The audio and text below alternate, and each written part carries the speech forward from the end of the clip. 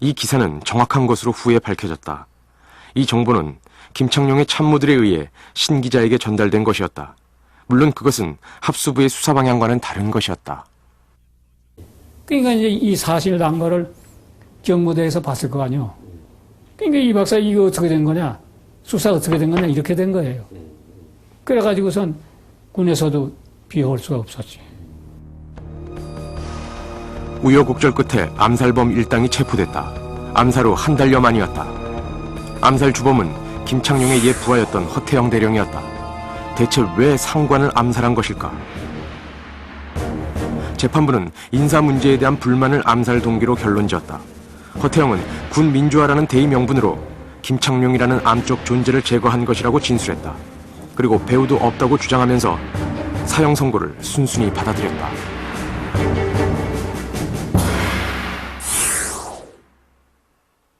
그런데 사건 10개월 후 허태영의 부인이 재심을 청구하면서 배후가 드러나기 시작했다.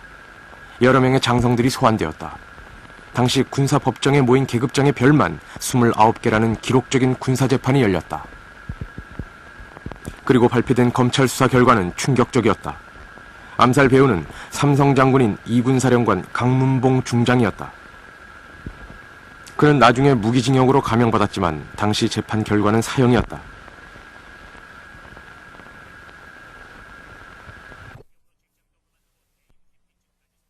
그와 김창룡 사이에 무슨 일이 있었나? 사건 27년 후 그는 그때의 일을 털어놓았다.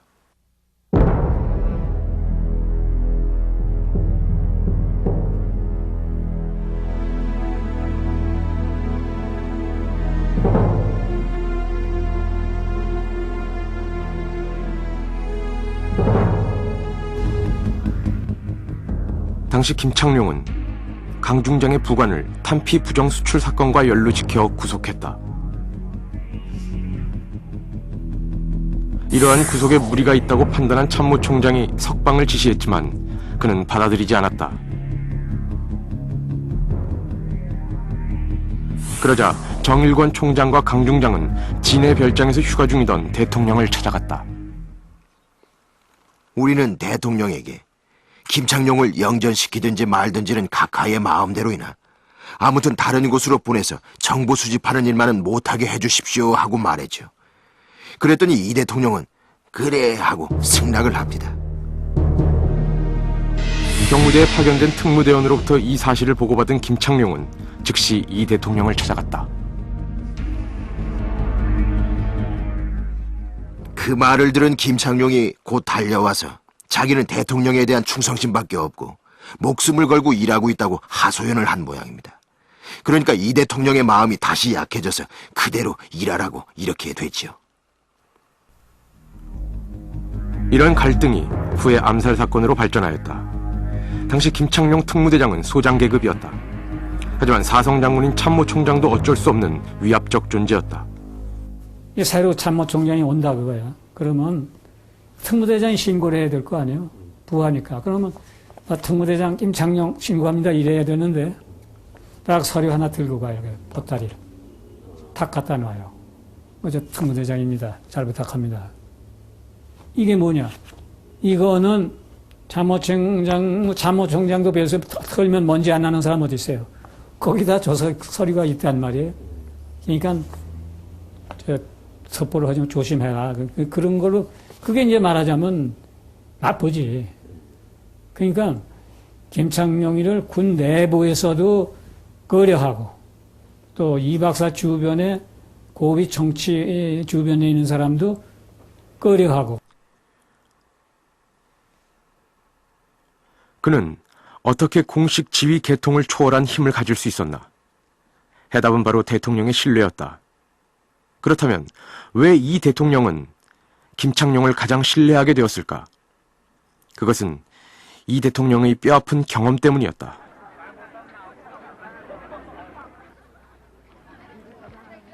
지난 1952년 당시의 간선제 방식으로는 다시 집권할 수 없다고 생각한 이 대통령은 직선제 개헌을 추진했다.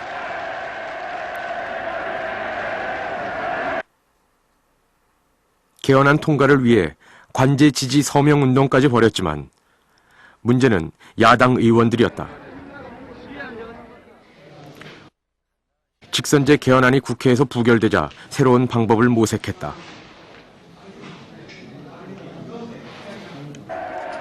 연일 동원된 대규모 시위대는 국회 해산을 요구하며 의원들을 위협했다. 마침내 이승만 대통령은 계엄령을 선포하고 군을 동원키로 했다.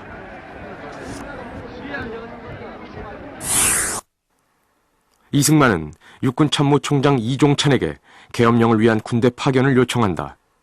그러나 이종찬은 이에 불복한다. 뿐만 아니라 일체의 정치적 행위를 금지하는 이른바 훈령 217호를 전군에 내렸다.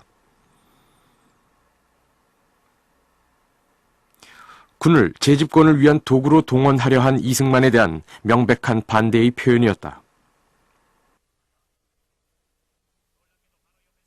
우리는 최고 통수권자인 대통령 명령을 들어야 됩니다.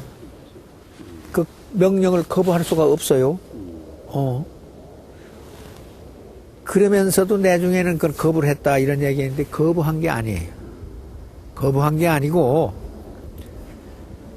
작전권이 한국군에 대한 작전권이 유엔군 사령관한테 있어. 육군 참모총장이라고 그래도 일개 소대 병력도 마음대로 움직이지를 못해요. 작전권이 유엔군 사령관한테 있기 때문에.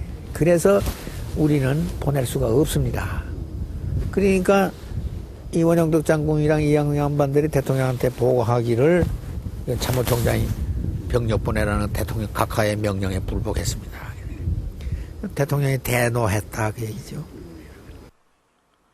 결국 이 대통령은 헌병대만으로 계엄령을 선포했다. 헌병대가 국회의원들이 탄 버스를 크레인으로 끌고 가는 상황 속에서 직선제가 통과되었다. 이른바 부산 정치파동이다. 이때 원영덕 헌병사령관이 대통령의 손발이 되어 움직였지만 참모총장의 불복종은 대통령에게 큰 충격이었다.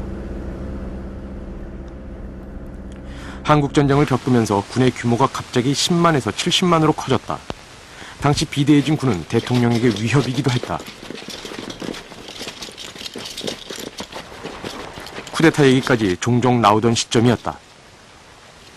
이승만 대통령은 자신의 통제로부터 벗어난 한국군 지부를 불신하게 되고 미군과 적당한 선에서 타협을 이루고 그로부터 이제 육군 참모총장을 비롯한 군 지부는 임명을 하되 대신에 자신의 통제하에서 자신의 명령에 따라서 직접적으로 움직일 수 있는 기구들, 대표적인 경우가 아까 이야기를 했었던 특무대와 헌병총사령부 이 두 기구를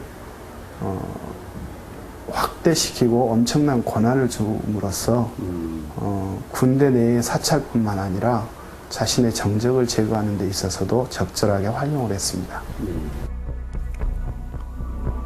이런 가운데 대공 분야에서 명성을 날리던 특무대장 김창룡은 이제는 군부에 대한 정치 사찰을 강화하면서 권력의 영역을 넓혀가고 있었다. 그는 이제 이승만 대통령의 권력 유지에 절대적인 인물이 되었다. 하지만 그 과정에서 그는 많은 사건을 조작한 것으로 드러났다.